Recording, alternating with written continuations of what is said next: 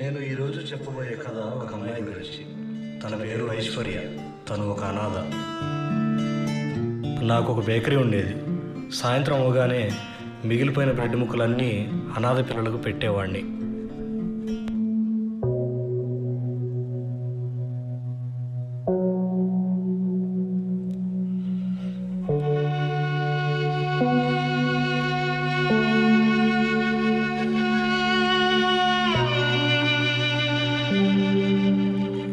అందరూ పెద్ద పెద్ద ముక్కలు తీసుకెళ్ళిపోయారు.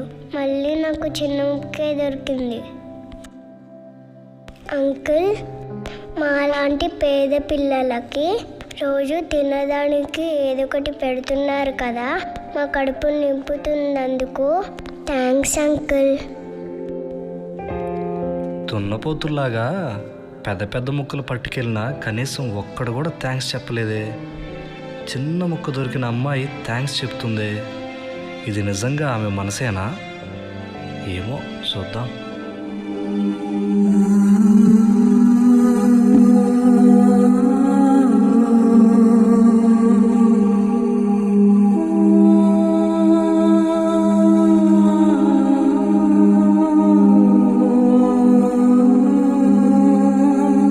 Uncle, thank you uncle.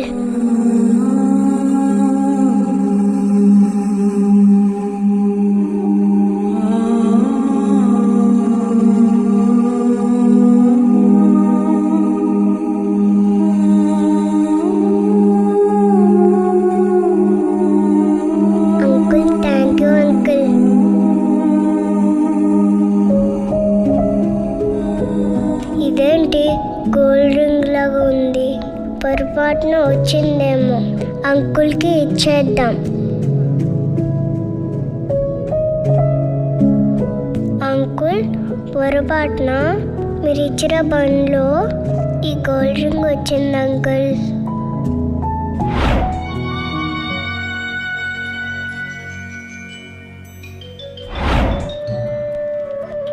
అమ్మా, అది నీకు పొరపాటున దొరకలేదమ్మా. ఆ బంగారు పుంగరాన్ని నేనే ఆ రొట్టె ముక్కలో పెట్టాను. నీ ఉద్దేశం ఏమిటో, నీ వ్యక్తిత్వం ఏమిటో, నీ బుద్ధి ఏమిటో చూద్దామని ఆ చిన్న రొట్టె ముక్కలో ఆ ఉంగరాన్ని నేనే పెట్టాను. పేదదానివి, ఆకలితో ఉన్నదానివి. ఆ బంగారు పుంగరం నీకెంతో అవసరం. అయినప్పటికీ తిరిగి వచ్చి నీవు రుణపడిన హృదయాన్ని చూపించావు. నమ్మకంగా ఆ బంగారు పుంగరాన్ని నువ్వు నాకు తిరిగి తీసుకొచ్చి ఇచ్చేశావు. అమ్మా, నువ్వు ఆర్థికంగా పేదదానివే కానీ బుద్ధిలో పేదదానివి కాదమ్మా. ఇక నుంచి నువ్వు ఆ అనాథలతో ఉండవలసిన అవసరం లేదమ్మా. నేను నా కూతురుగా అంగీకరిస్తున్నాను.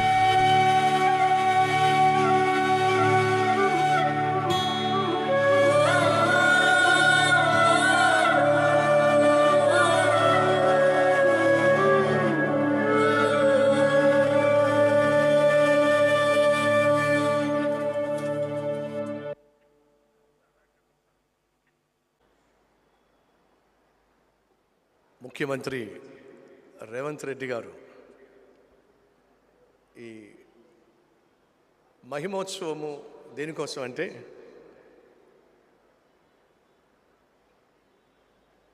(1991) నాకు కెనడా దేశంలో ఉద్యోగం వచ్చింది. నేను క్రైస్తవ కుటుంబంలో పుట్టినవాడిని కాదు, క్రైస్తవేతరుల కుటుంబంలోనే పుట్టాను.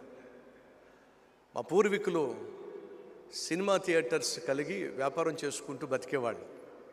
మా నాన్నగారు, మా అన్నయ్య, మా మావయ్యలు వీళ్ళందరూ కూడా సినిమా థియేటర్స్ కట్టుకొని వ్యాపారం చేసేవాళ్ళు. 11 సంవత్సరాల వయసులో ఆ సినిమాలు చూస్తూ, సినిమా థియేటర్లు మావే కనుక టికెట్ అవసరం లేదు కనుక ఆ సినిమాలు చూస్తూ ఆ సినిమాలో నేనేమైతే చూసేవాడినో అదే చేసే ప్రయత్నం చేసేవాడిని. 11 సంవత్సరాల వయసులో సిగరెట్లు కాల్చడం ప్రారంభించాను. నాకు ఇష్టమైన హీరో సిగరెట్లు కాలిస్తే నేను సిగరెట్లు కాల్చేవాడిని.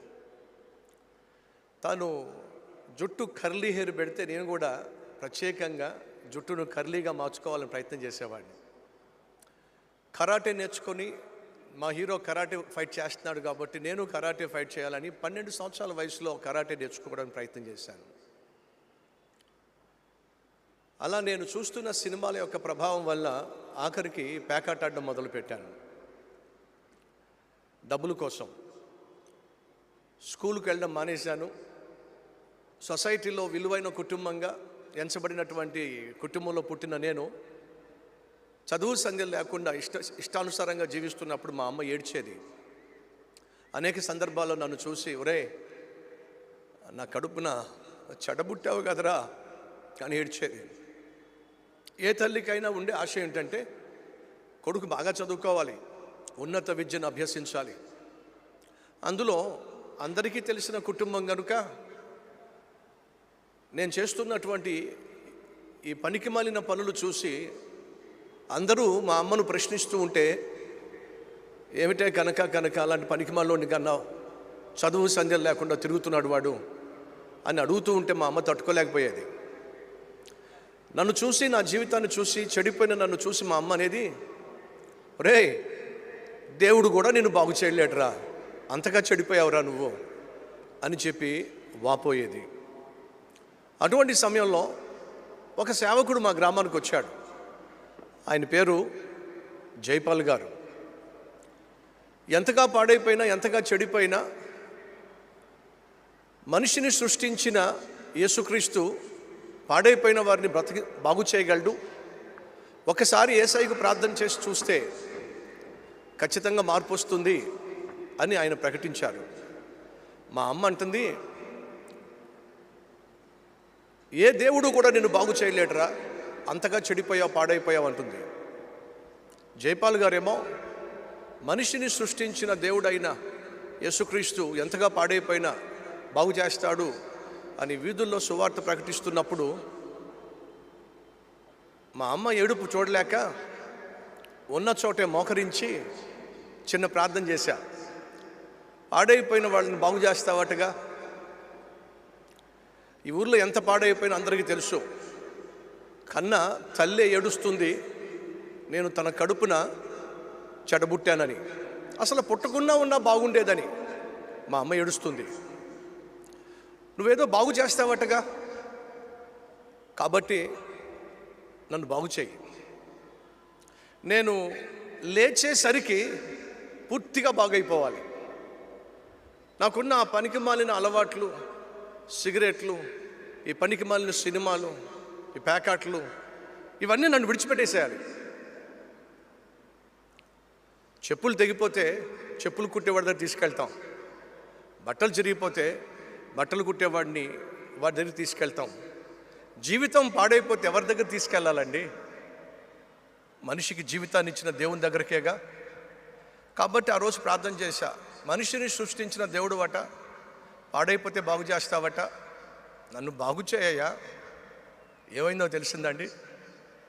నేను ఎప్పుడైతే తిరిగి లేచానో ఆ క్షణమే నా జీవితంలో అద్భుతం జరిగింది. మనిషిని సృష్టించిన సృష్టికర్త నా జీవితాన్ని పూర్తిగా బాగు చేశాడు. పాపిష్టి అలవాట్లు దూరం అయిపోయినాయి. సినిమాల పట్ల పిచ్చి దూరం అయిపోయింది. నన్ను కన్న తల్లి తండ్రి గర్వించే విధంగా నా జీవితం మారిపోయింది. పిదప చదువులో కూడా కష్టపడి చదివే కృప దేవుడిచ్చాడు. ఆ రోజు ఆంధ్రప్రదేశ్ కలిసి ఉంది కదా, ఆంధ్రలో చదువుకున్నా, కేరళలో చదవాల్సి వచ్చింది, తమిళనాడులో చదివా, కర్ణాటకలో కూడా చదవాల్సి వచ్చింది. నేను చదువుకున్న చదువును బట్టి 21 సంవత్సరాల వయసులో కెనడా దేశంలో ఉద్యోగం వచ్చింది. ఇప్పటి సంగతి కాదు సుమా, చాలా కాలం క్రితం. కెనడా దేశంలో ఉద్యోగం వస్తే మా ఇంట్లో వాళ్ళందరూ చాలా సంతోషించారు. ఒకప్పుడు చదువు సంధ్యలు లేవని ఏడ్చాం, ఎందుకు పనికి రాకుండా పోయాడని కన్నీళ్లు పెట్టాం. ఈరోజు మా అబ్బాయి బాగుపడ్డాడు, అంతేకాదు బాగా చదువుకున్నాడు, కెనడా దేశానికి వెళ్ళిపోతున్నాడు. ఎంత సంతోషించారో. ఇంటికి పేపర్స్ వచ్చినాయి, కెనడా దేశానికి రమ్మని చెప్పి. ఆ పేపర్లు నా చేతికి ఇచ్చి మా ఇంట్లో వాళ్ళు చాలా హ్యాపీగా ఫీల్ అవుతున్నప్పుడు ఒక మాట చెప్పా, నన్ను బాగు చేసింది ప్రభువే కదా, ఆ ప్రభువు ఏం చెప్తాడో ఒక్కసారి ప్రార్థన చేస్తా అని ప్రార్థన చేశా. అలా ప్రార్థన చేసినప్పుడు దేవుడు నాతో మాట్లాడాడు. పాడైపోతున్నా, పతనమైపోతున్నా, పనికి రాకుండా పోతున్న నిన్ను ఎందుకు బాగు చేశానో తెలుసా? కెనడా దేశానికి వెళ్ళి డబ్బులు సంపాదిస్తావని కాదు, ఆస్తి అంతస్తు సమకూర్చుకుంటావని కాదు, 10 మందిని బాగు చేస్తావని. నీ జీవితం 10 మందికి ఆశీర్వాదంగా ఉండాలని.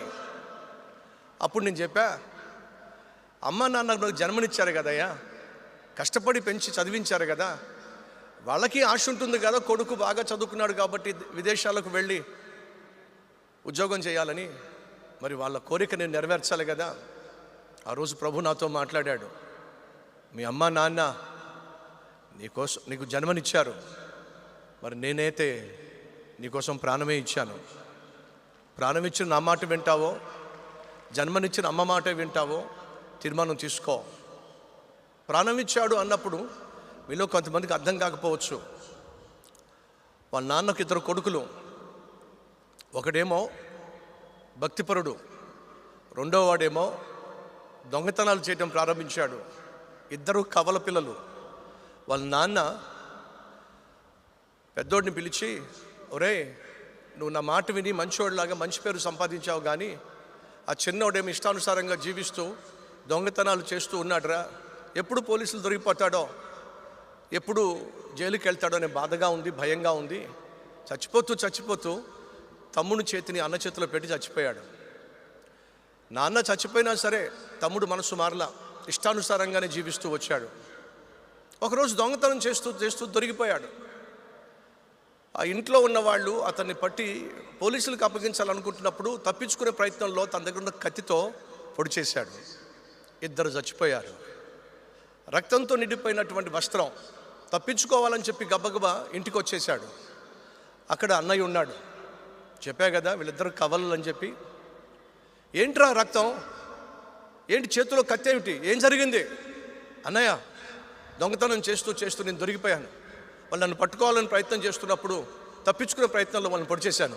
రే ఎంత పని చేసావురా? నాన్న ఎప్పటి నుంచో అంటా ఉన్నాడు, ఏదో ఒక రోజు ఏదో అఘాయిత్యం చేస్తాడు, ప్రాణం మీద తెచ్చుకుంటాడని చెప్పి నాన్న అంటానే ఉన్నాడు కదరా. ఎంత పని చేసావురా? ఓ పని చేయి, త్వరగా నీ రక్తంతో కూడినటువంటి ఆ చొక్కా నాకు ఇచ్చేసాయి, నా చొక్కా నువ్వు వేసుకో. తన తెల్లని చొక్కా తను ఇచ్చేశాడు, రక్తంతో నిండిపోయిన చొక్కా తను వేసుకున్నాడు. ఆ కత్తి నాకు ఇవ్వు. కత్తిని కూడా తన చేతితో తీసేసుకున్నాడు. అన్నయ్య ఏం చేస్తున్నావు నువ్వు? ఏం మాట్లాడకుండా మౌనంగా ఉండు. ఈ లోపల పోలీసులు వచ్చారు, ఆ ఇంట్లో మిగిలిన వాళ్ళు వచ్చారు.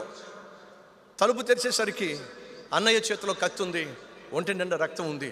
వాడే చంపాడు. వాస్తవంగా అన్నయ్య చంపల.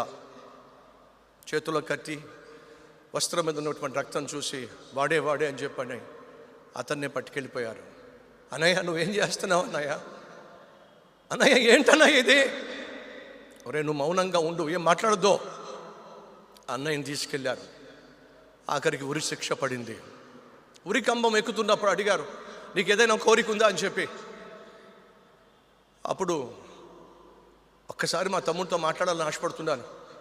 తమ్ముడిని పిలిపించారు. తమ్ముడు వచ్చి ఏడుస్తున్నాడు. అన్నయ్య తప్పు చేసింది నేను కదా అన్నయ్య, మర్డర్ చేసింది నేను కదా అన్నయ్య, శిక్ష భరించాల్సింది నేను కదా అన్నయ్య, ఏంటన్నయ్య నువ్వు చేస్తుంది? రే తమ్ముడు, నిన్ను ప్రాణంగా ప్రేమించానురా, నువ్వు బాగుండాలని ఆశించానురా, నాన్న అదే కోరుకున్నాడురా, కానీ నువ్వేమి ఇష్టానుసారంగా జీవించి ప్రాణం మీద తెచ్చుకున్నావురా.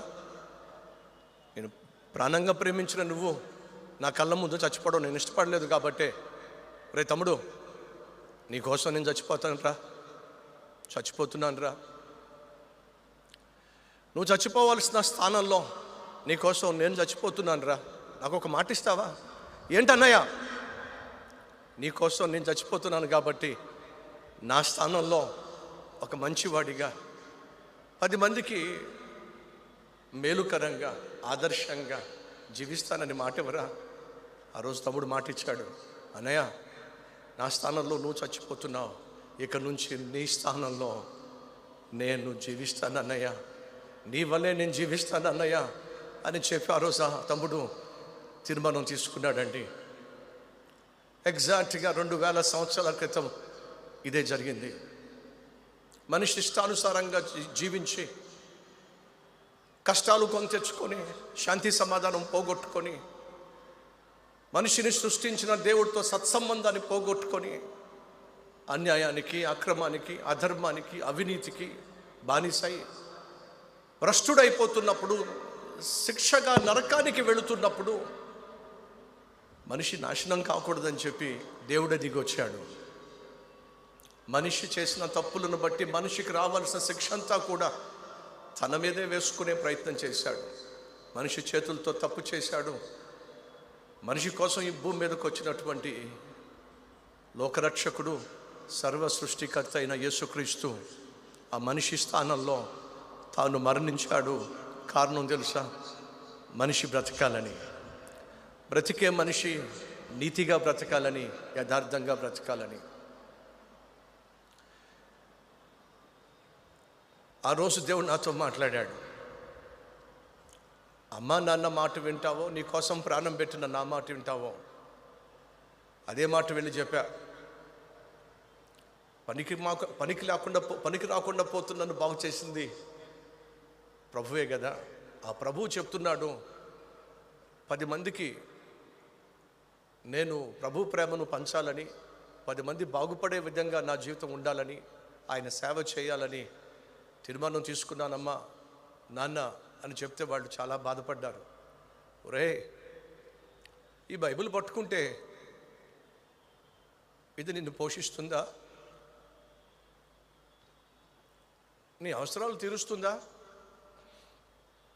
బాగా చదువుకున్నావు, విదేశాల్లో ఉద్యోగం వచ్చింది, బంగారం లాంటి భవిష్యత్తును బజారు పాలు చేసుకొని ఆ బజార్లో తిరుగుతూ బైబిల్ పట్టుకొని సేవ చేస్తానంటావేమిట్రా? కానీ నీ జీవితాన్ని కల్లారా చూసాం.